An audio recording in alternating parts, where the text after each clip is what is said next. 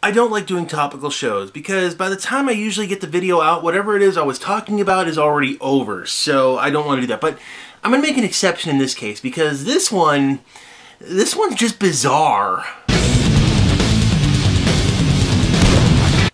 Yeah. So, sit down, strap in, shut up, and hold on.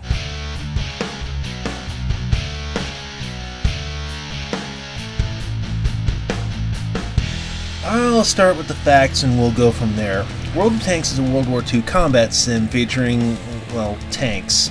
Don't mind me over here taking off my Captain Obvious costume.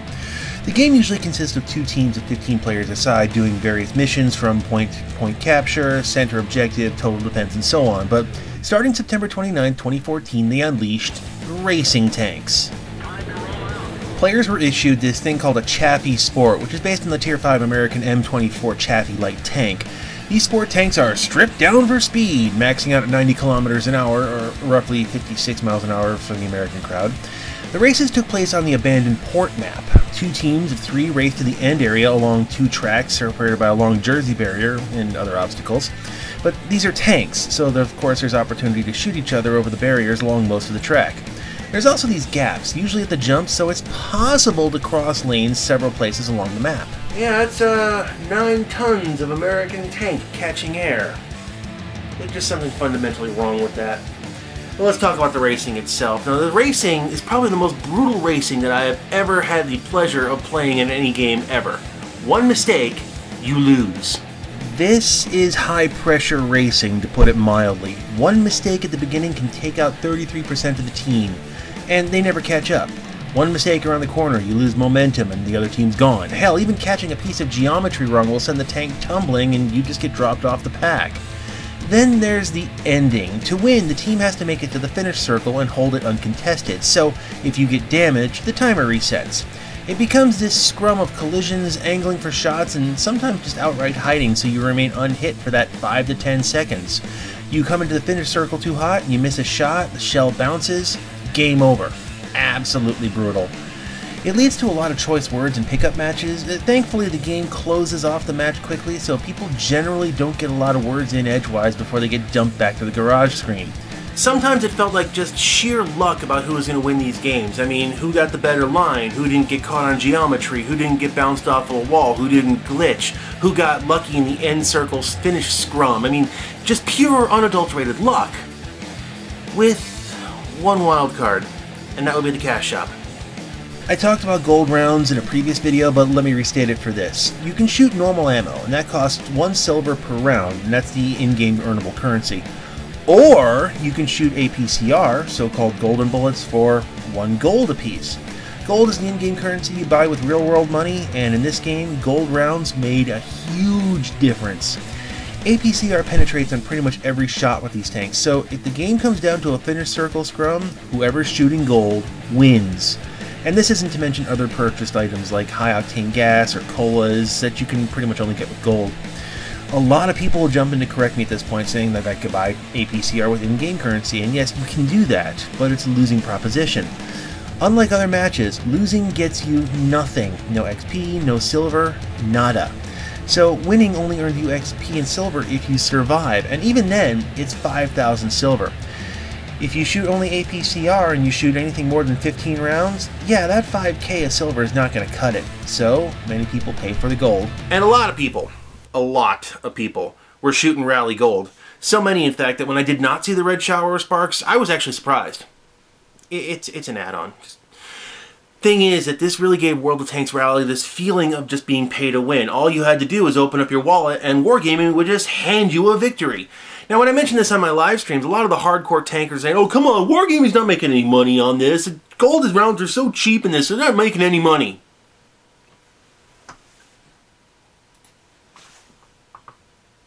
I'm going to hardcore swag some numbers here. Without being able to see the metrics myself, I can't say if it's even near accurate, but let's play with some concepts here. The Chaffee Sport gets off about 1 shot every 2.85 seconds. I'm going to round that up to 3 to account for human error and for my sanity's sake. Most games don't last more than 4 minutes, so standing on the trigger, a player can shoot at most 80 shots a game.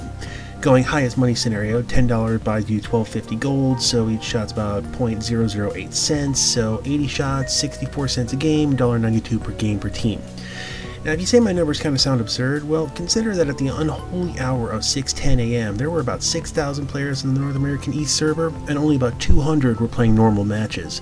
I couldn't get into a normal game for anything, but the rally was insta-popping every time. If a single player is doing 5-minute rotations shooting 80 gold per match, that's about $7.68 per player per hour. Multiply that by a few thousand, and now you're starting to see the money. Okay, that's not realistic, because I noticed in my matches I was shooting about 30 shots because, well, I'm kind of sane. So, working the same numbers, that's about 25 cents per game per person, $3 an hour if you're on the 5-minute repeater cycle. At this point, people are going to start giving me a hard time saying, well, not everybody shot gold rounds, and I concede that fact. I was one of the many people not shooting gold myself, but let's also face one other fact here. If you were serious about winning, and you really wanted to win, you were going to open up your wallet and you were going to purchase every advantage that the company was willing to sell you.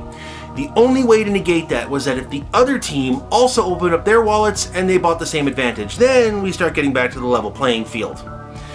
The other thing people are going to say is, well, it was only 25 cents a game. How can a games company possibly make a living by selling games at 25 cents a piece? You're gamers. Do I really have to spell this out for you? Pure old-school arcade machines did make their money a quarter at a time. And interestingly, they worked in the same basic time frame, too. I mean, your average player would spend 25 cents having the machine for 3 to 5 minutes. I'm not counting the quarter eaters here. I'm talking about just the one-shot pure games. What it reminded me of are penny auction sites. I'd reference you to this great video on the subject, but that guy's just an ass. I want my show back! I may get into this fully another time, but I'll just gloss over it real quick here. You know those websites that auction off TVs for like 20, 30 bucks? Yeah, those are penny auction sites. The way that it works is you buy bids from the site for, let's say, about $1 a bid. You then spend the bid on an auction product, which increases the product price by a penny per bid and increases the timer on the product. What you have are people making what feels like small purchases. I mean, $1 to win a $2,000 computer? That sounds great. Then, after 500 bids have been burned, well, now you feel invested and now you have to win. It's an escalation that moves from making a great deal to minimizing personal loss to not looking like an idiot, and then finally, well, I'm going to make the other guy suffer for his win. Yeah, I kind of made him mad. One more thing I want to throw into the mix here. World of Tanks Rally had achievements, it had teasers of long-term rewards, and it was only supposed to last for 2 weeks. In the biz, this is called limited time offer marketing. I want to get into the achievements in detail in another video because that has some interesting psychology going on here. But right now, let's just... the event had 2 achievements of note. One of them was to win and survive, and the other was a longer-term mission to score a number of kills and capture points. 2 weeks might sound like a lot of time to do this, but, you know, life stuff.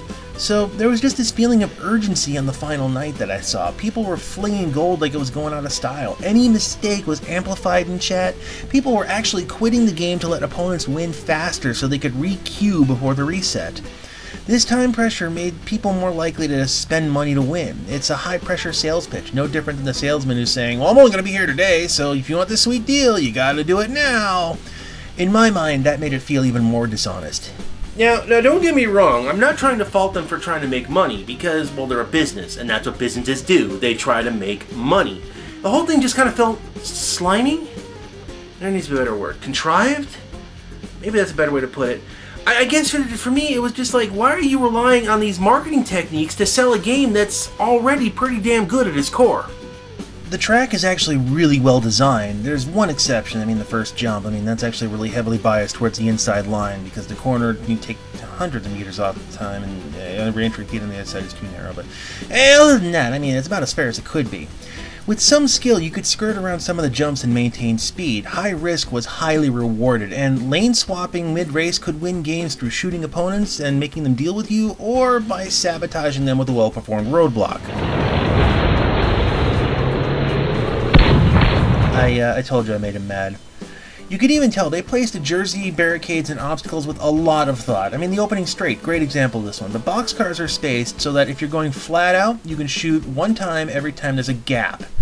The course has similar gap through the Jersey barriers too. It was really brilliantly designed, and it's just a damn good racing game. It's short and it's brutal, yes, but it worked out really well. It could easily be an esport level competition, except for that gold thing. Like I said in the previous video, the moment you sell victory, you sell the integrity. And you remove that, and this could have been something huge. Now to that end, Wargaming has extended the event through November, but without the rewards. And interestingly enough, the races are now calmer.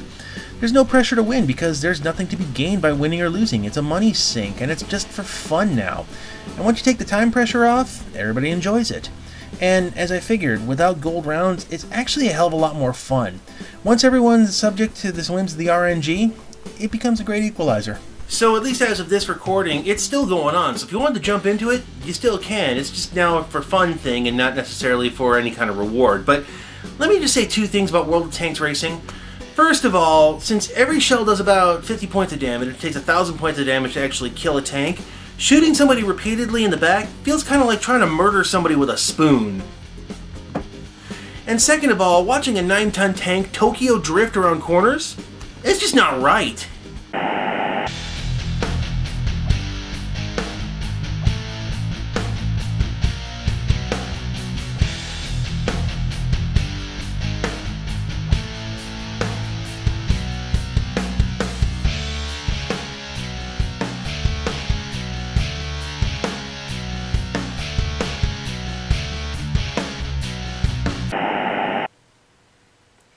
Spoon! Nobody's gonna get that at all.